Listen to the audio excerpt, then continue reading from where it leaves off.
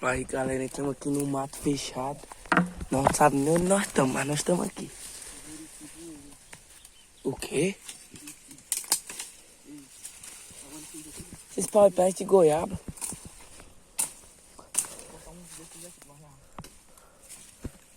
Pra misturar aqui, né? Daqui pra lá, certo.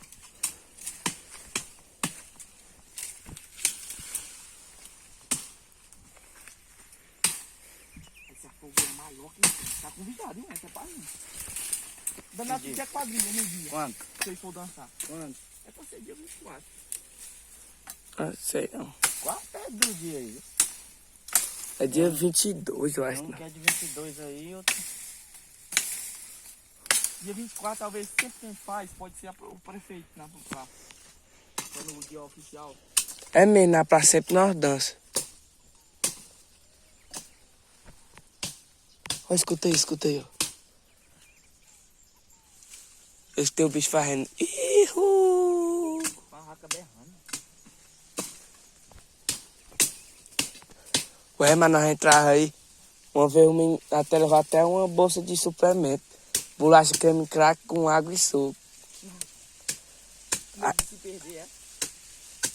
Pra comer. Aí nós íamos.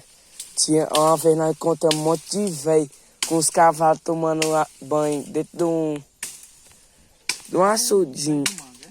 Num açudezinho. Por aqui até lá embaixo. Oi? Se for até lá embaixo. Ora, nós era. Tu é doido. É porque os matos já se fecharam, mano. Nós era longe. Aí, velho, quando é no verão, tá bom ficar bancado. Nós era longe. Não dá pra fazer uma vara de pesca não com esses pau. Pessoal, No açude do Pedro Paraibano de bosta.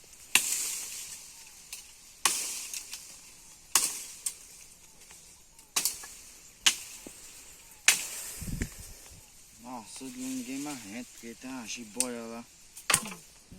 Cuidado, ó, galera, aqui, ó. Tem uma história aqui, ó. Que pra esse rumo aqui do Eldorado já foi avistado 3 onças. nós no meio da mata aqui. E nós no meio da mata aqui, rapaz. Fechado, não tem lugar pra lugar nenhum.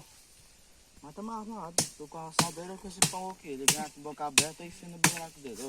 Ai, queringa. O Enzo disse que se a onça vinha, ele enfia o pau de boca aberta nele.